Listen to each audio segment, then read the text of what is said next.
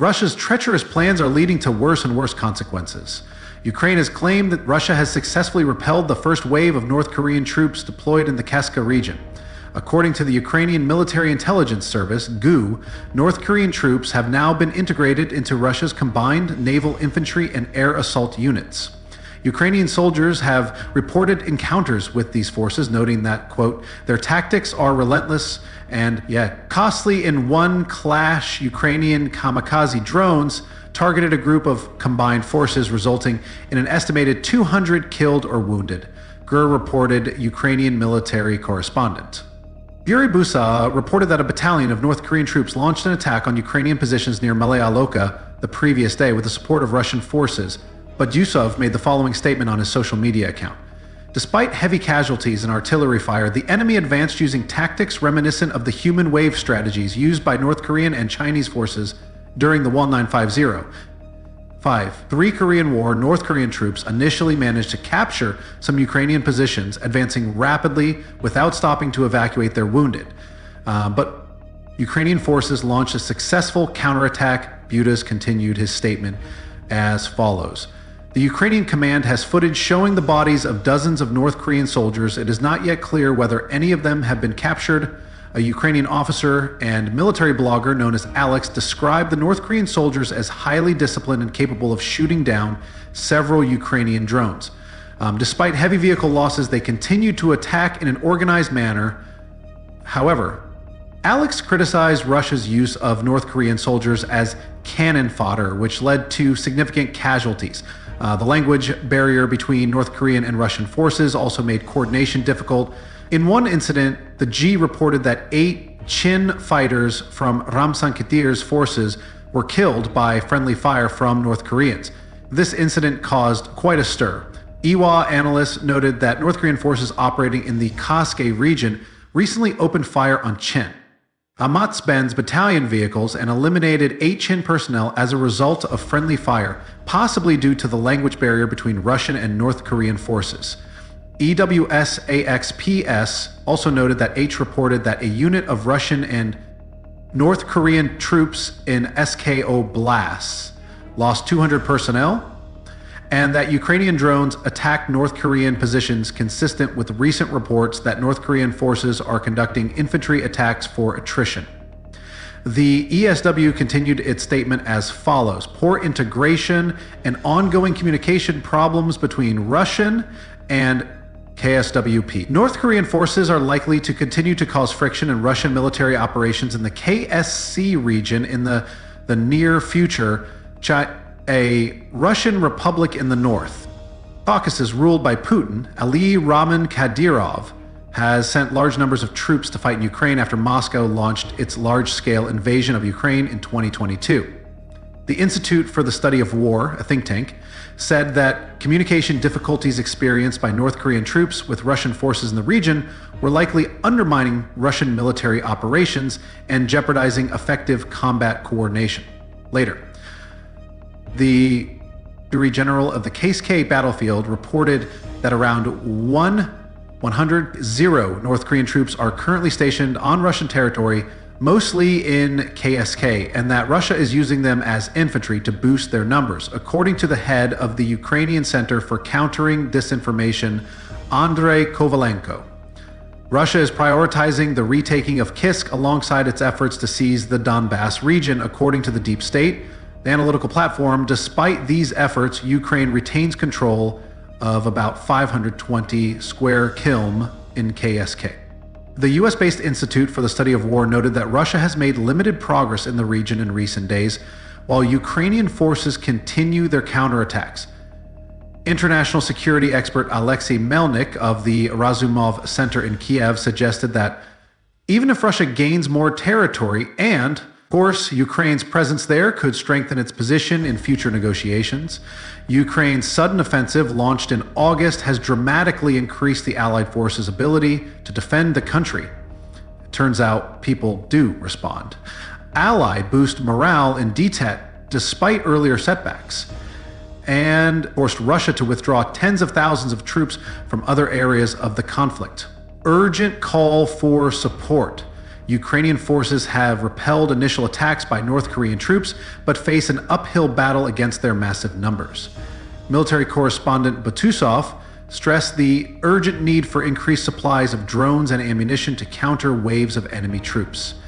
Russian President Vladimir Zelensky has called on Ukraine's international partners to take decisive action, warning that Russia could deploy North Korean troops to other parts of the front line. Kovalenko called for stronger and more urgent responses to this escalation. Kovalenko warned, if Europe continues to rely only on the United States and Ukraine, these North Korean troops could eventually target NATO territory. After all, Ukrainian President Volodymyr Zelensky claimed that the Russian military is trying to hide the losses of North Korean troops fighting in the war against Ukraine. Zelensky's remarks came after the Ukrainian Military Intelligence Service H and the U.S. Pentagon reported on December 16th that North Korean troops had suffered losses in offensive operations, with Russian forces in the KSK Oblast. Zelensky continued his statement as follows. Russia is not only using North Korean troops in attacks on Ukrainian positions, but is also trying to hide their losses. The Russian military tried to conceal the presence of North Korean troops throughout their training and deployment. He also claimed that Moscow resorted to extreme tactics to conceal the identities of North Korean soldiers liquidated in the conflict.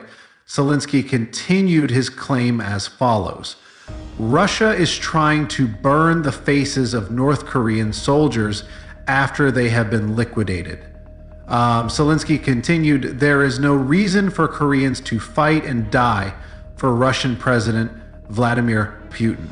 And even after they die, the only thing that awaits them from Russia is ridicule. Pentagon spokesman Major General Patrick Ryder confirmed that North Korean personnel had fought alongside Russian troops in the KSK Oblast and suffered their first casualties. This confirmation follows Zelensky's report on December 14th that North Koreans had participated in Russian offensives in the Kursk region. Ukrainian military intelligence claimed that at least 30 North Korean soldiers were liquidated or wounded on the Kursk front.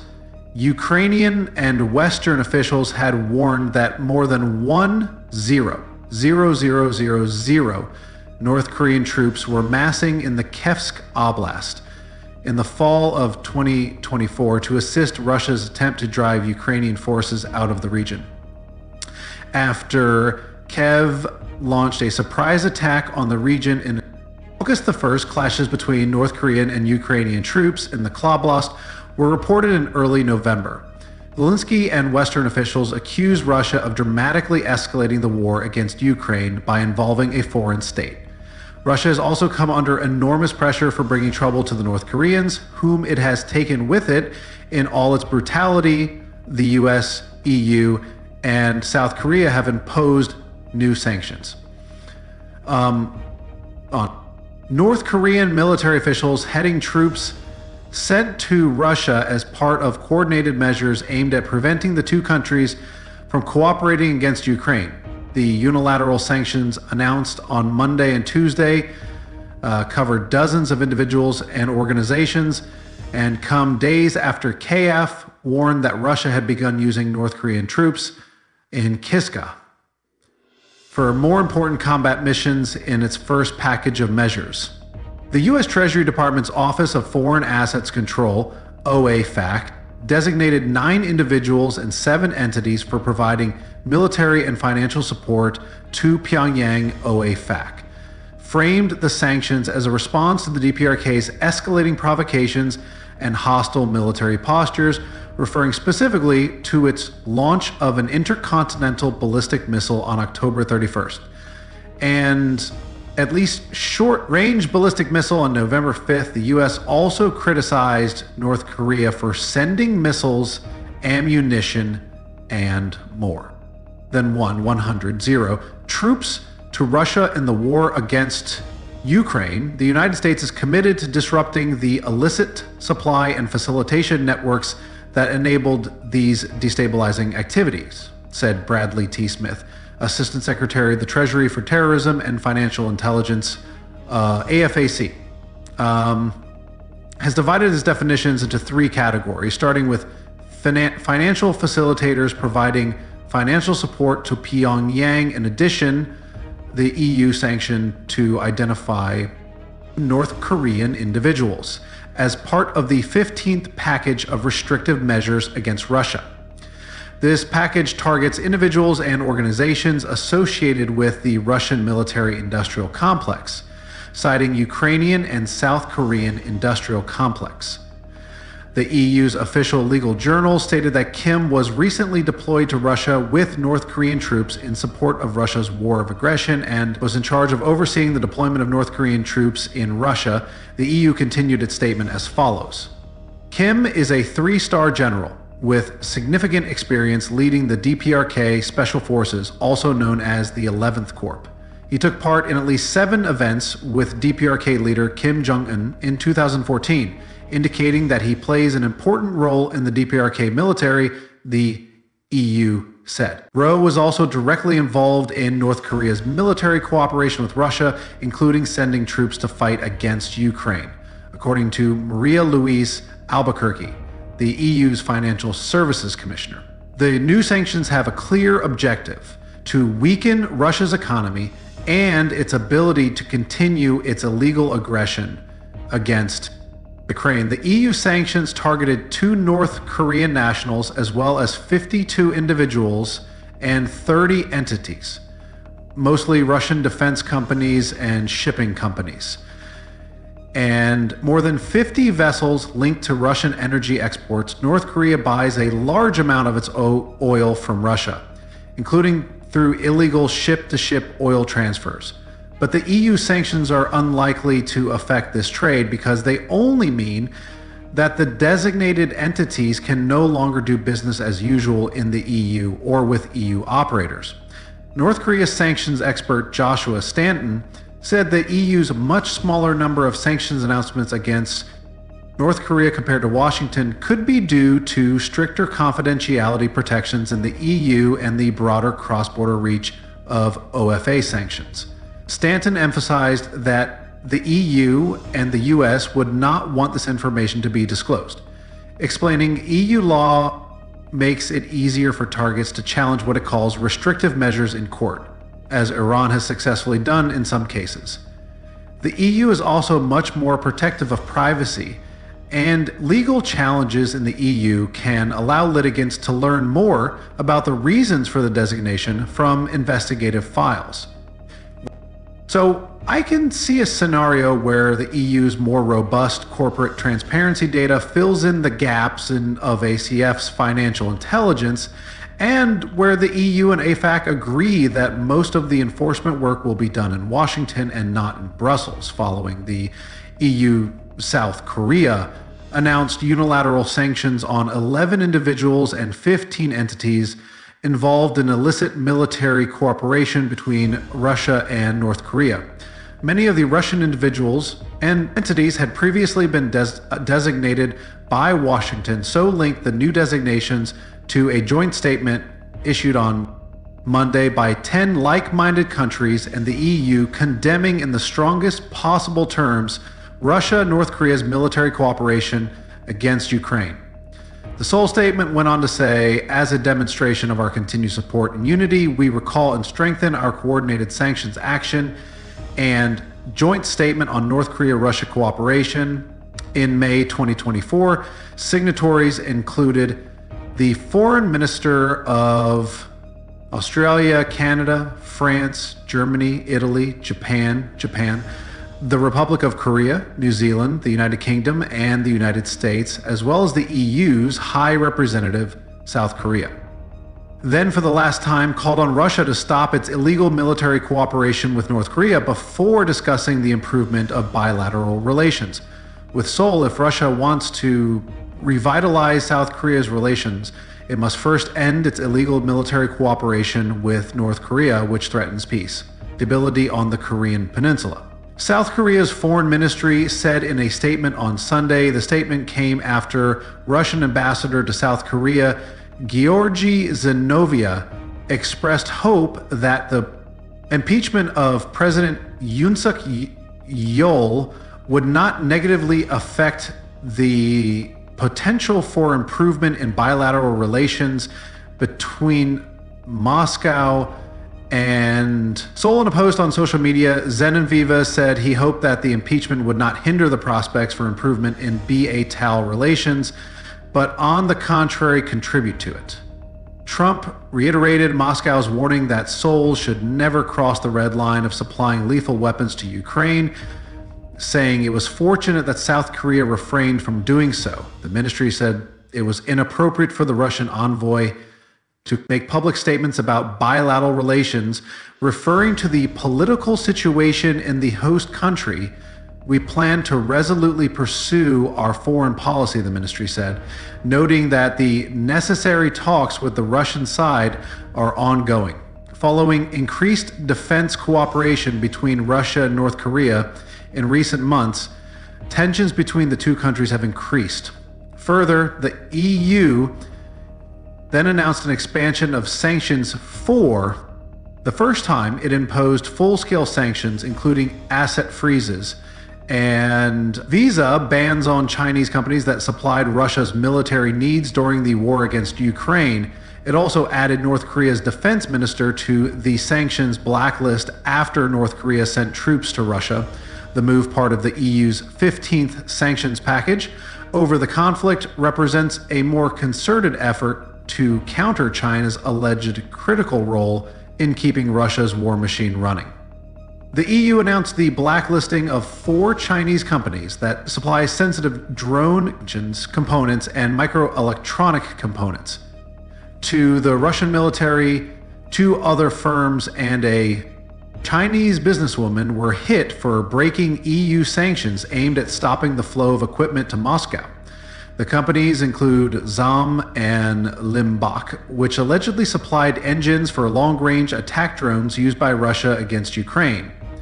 The EU has previously targeted Chinese firms for supporting Russia's military so far. However, the bloc has imposed bans on European firms doing business with Chinese companies.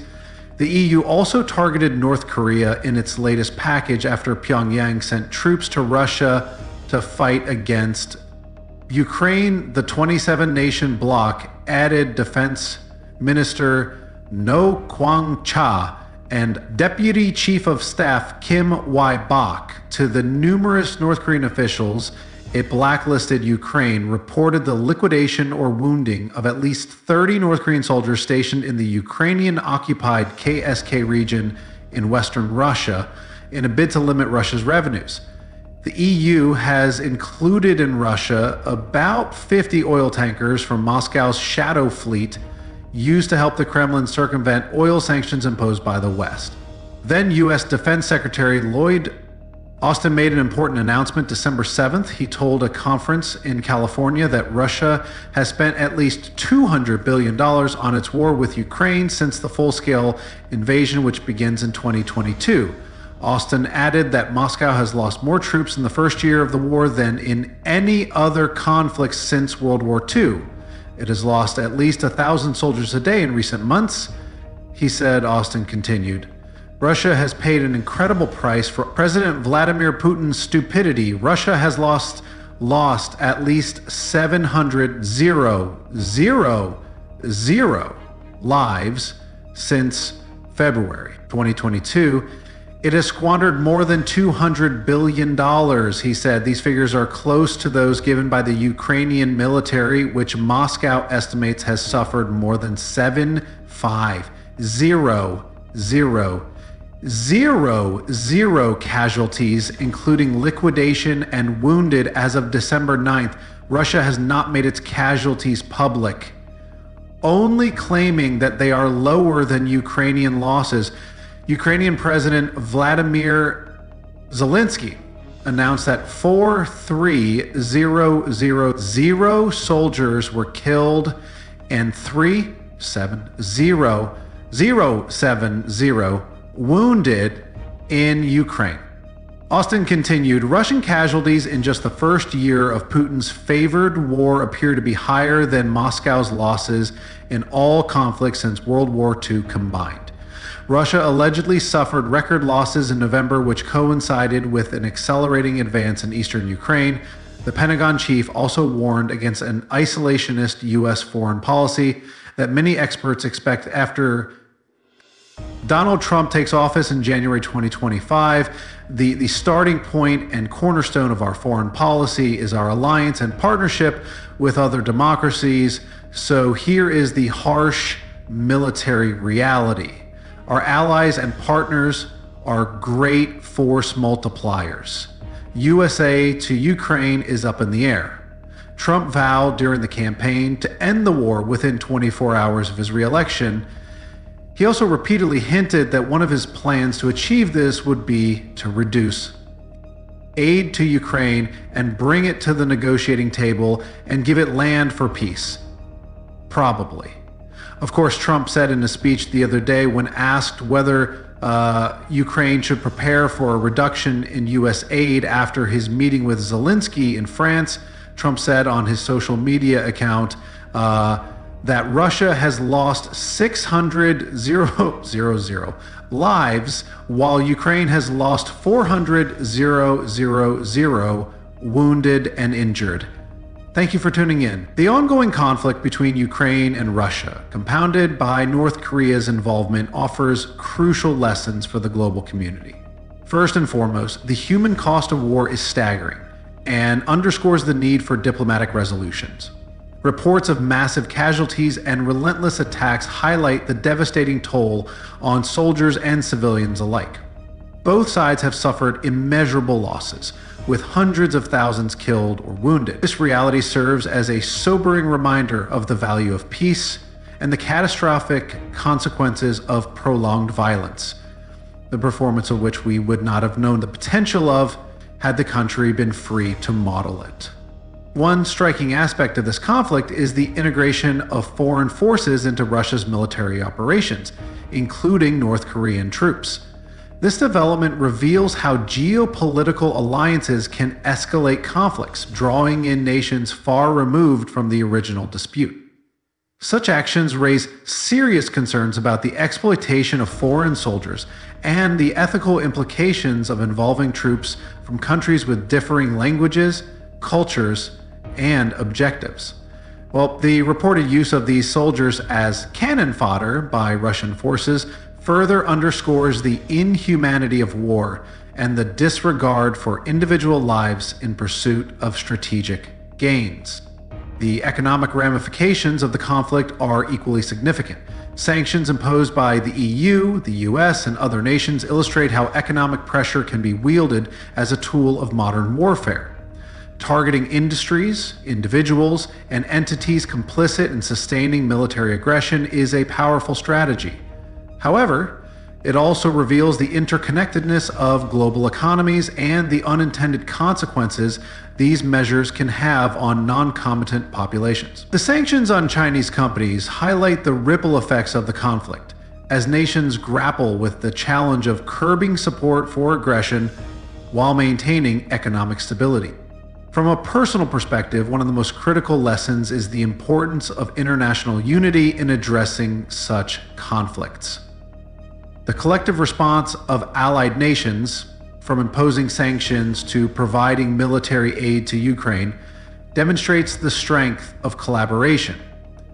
However, it also underscores the fragility of these alliances, especially when political shifts in major powers threaten to alter the course of support. The debate over future U.S. involvement, particularly in light of potential policy changes under new leadership, is a reminder of how global conflicts can be influenced by domestic politics. Looking ahead, it is essential to focus on solutions that prioritize humanity and long-term peace. The war has highlighted the necessity of investing in conflict prevention, fostering dialogue, and building robust international frameworks to address disputes before they escalate. For Ukraine, the resilience and bravery of its people serve as an inspiring testament to the power of unity in the face of adversity. For Russia and its allies, this conflict should serve as a wake-up call to reevaluate the cost of continued aggression and the lasting damage it inflicts on their global standing and domestic well-being. In conclusion, while the situation remains dire, there is hope that the international community can draw valuable lessons from this conflict. By championing peace, accountability, and cooperation, we can work toward a world where such tragedies become a thing of the past. It is a collective responsibility to ensure that the sacrifices made in this war pave the way for a more peaceful and equitable future.